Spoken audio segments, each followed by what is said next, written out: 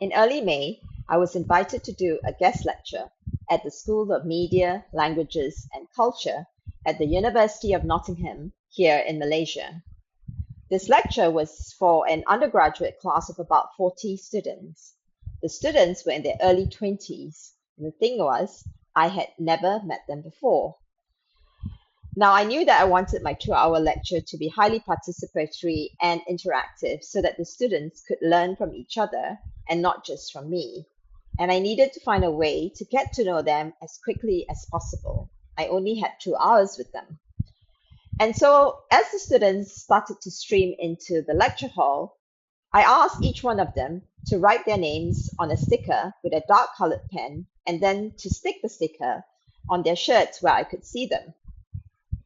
And as each student did that, I would say out their names.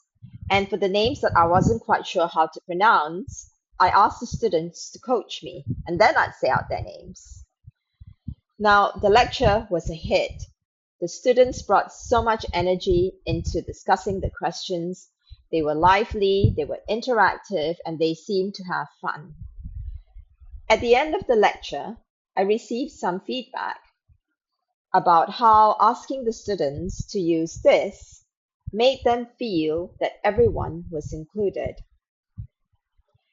That feedback made me realize how very important it is to make participants feel seen and heard and valued as quickly as possible when I'm facilitating a meeting or an event or any other kind of gathering.